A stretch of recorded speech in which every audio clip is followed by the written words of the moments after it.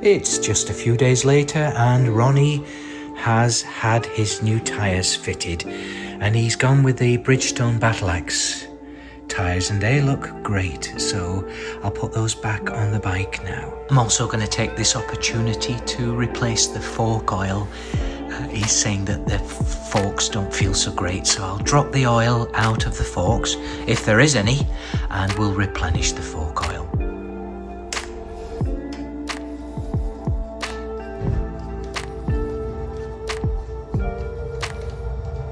Oh, there is some in there.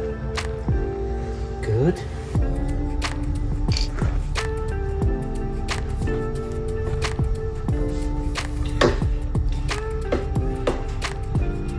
So why is that doing that?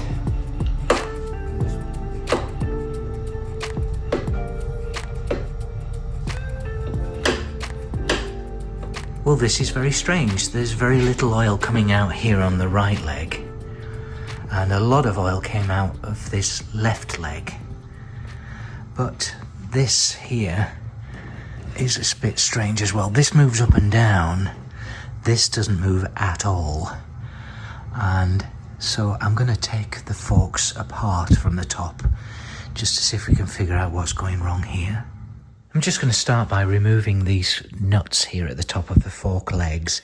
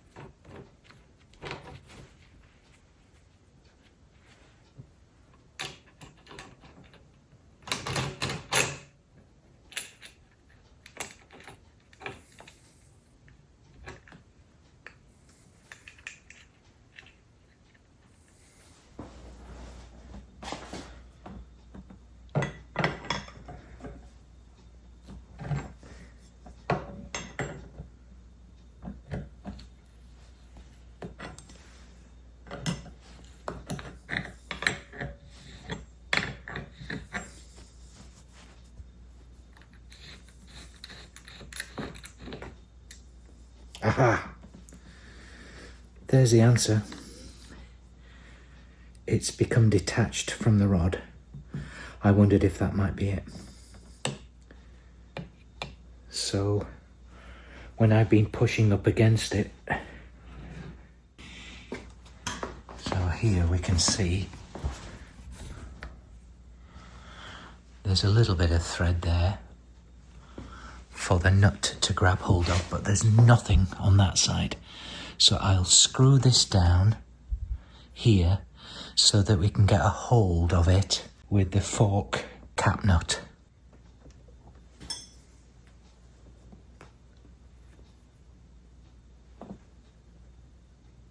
I can see what's happening.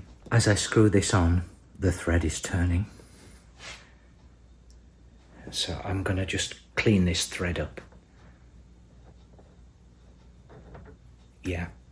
So I think what will have happened is as this was fitted, he would have been screwing down on this, thinking he was actually screwing it on. Wasn't screwing on at all.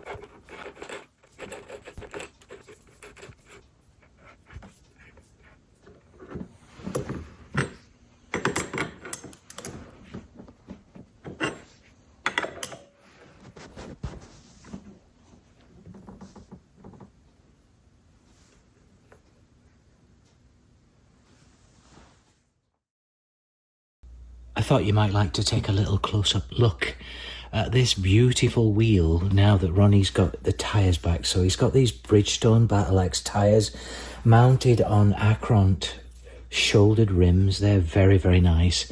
The gentleman at the tyre place said, has anyone actually ridden on these rims because they look so nice?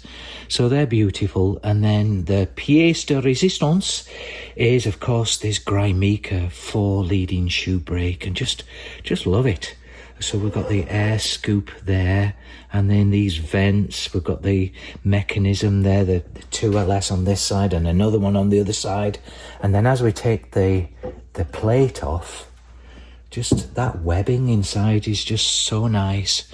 And we have Dennis's name here, and he's kindly put the orientation of the rotation of the wheel. Yeah, here's the brake plate, and then on the inside, just very, very nicely done. Quite substantial brake shoes there compared to some of my other bikes. They're massive, right? So they are terrific, and just a very, very lovely piece of kit. I also gave it a bit of a polish with, dare I say, Chrome Clean and Shine from Harley-Davidson. They're the best guys to get a good polish, right? So I used that just to give it a bit of a shine up. I've just put the front wheel back on again, and I'm just adjusting the brakes, and I noticed when I pull the lever, here the inside of the lever is catching on this Magura throttle. So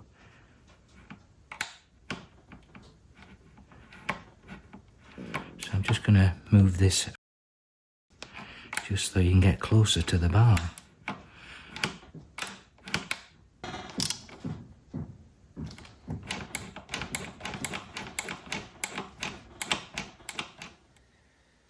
Here's Ronnie's bike on the lift again with the new tyres fitted, and it looks fantastic. Just refitted those wheels, just complete reverse of what you saw earlier, taking everything off. And so the next job is to fit the kill switch that the bike originally came in for, but we've been waiting for it to arrive, and here it is.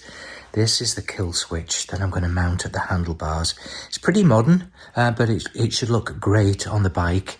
Actually, it's going to hang underneath the bar, more like that. And so you'll just see this bar here, this clamp at the top, and then it has a switch here, just a momentary switch. So that will be the next job. I'm going to start by loosely fitting the switch to the handlebar, and then I'll take the wires and I'll feed them into the headlight under here through that grommet, hopefully, and then I'll attach the wires where I can inside the headlight bucket so that they're out of the way.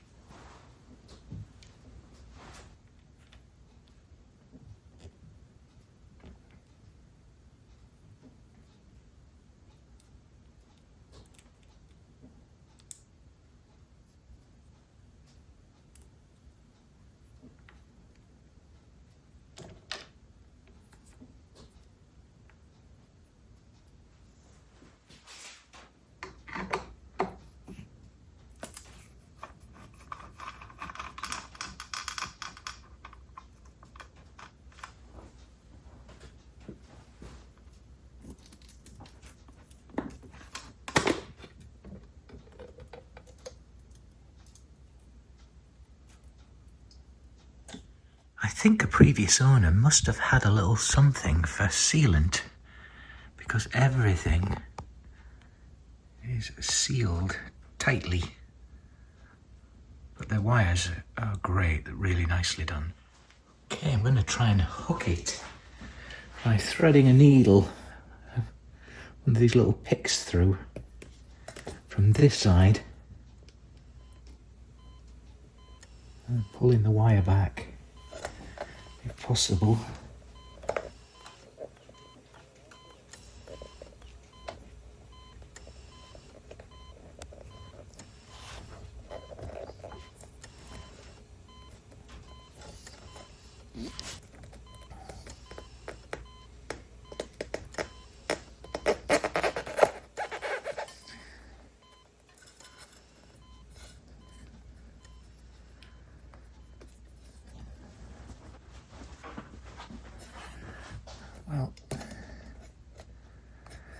think the operation was a success, but the patient died with that surgery.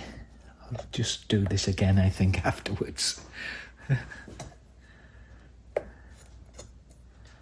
Well, there's 3 of the wires, and I just need to get the new magneto wire. And many thanks to my friend Jeff, came to the rescue again. This is a switch off Amazon, and I couldn't figure out what the wires were for, and so he tested this at his bench, and we now know what each one of these are for.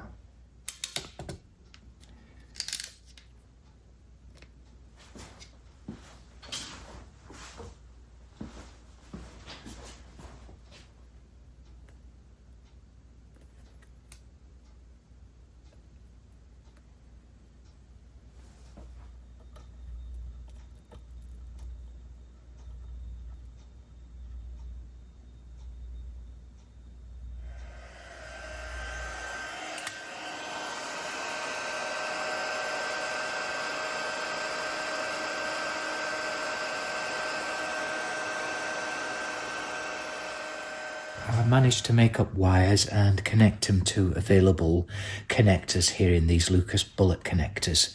So that's great. So we've got the power and the frame wires connected. This blue wire is the one that goes directly down to the magneto. So if Ronnie does not want the little LED illuminated on the switch, he just needs to disconnect this power wire here and just blank it off, and then the little light won't glow.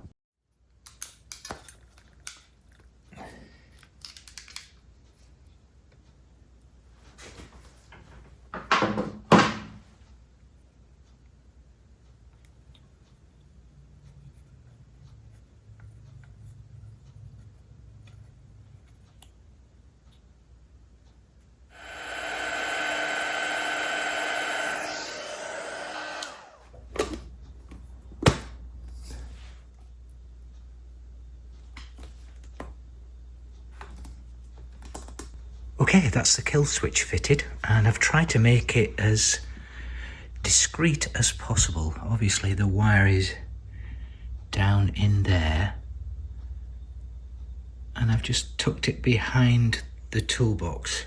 So it goes behind, up and round under the toolbox, and it comes out here on the top. I've just tied it with a zip tie to some of the, I think it's the clutch cable, so it won't move. And then it goes up and underneath, there's that, I think it's just that wire, joins the rest of the harness into the headlight, and then just as you saw, final connection inside the headlight bucket. And so now to fit the battery and see if we get everything to work. Okay, this is the battery fitted. Unfortunately, it wouldn't go landscape wise because of these spade connectors, which is fine. This is a lithium battery that Ronnie provided, and so I've just orientated it here portrait style. Everything's fine. So, and then just connected the wires, and everything seems fine. I've done it as neatly as possible. The old mechanism for holding the battery, I didn't particularly like it, so I've actually fitted just a Velcro strap. So that holds it nice and tight in there now, and it's a quick release, not like the other one. Hopefully that'll work and Ronnie will be happy with that. Now we have the moment of truth. I'm going to turn this switch on, make sure I got these connectors right. So let's try it.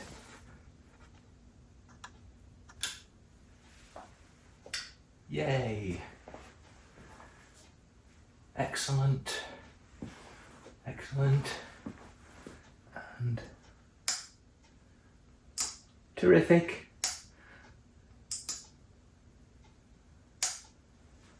It always feels like magic when the electrics work for some reason. The mechanical stuff, I'm okay, I get it. It either works or it doesn't, but it's just a mystery. And sometimes, what does it look like at that switch? Yay! Terrific. So now if I turn the lights off, the light goes out. It goes on, and then hopefully that will be the kill switch when we get the bike running. And then the ignition or the drain switch behind the battery box. This is like the whole override.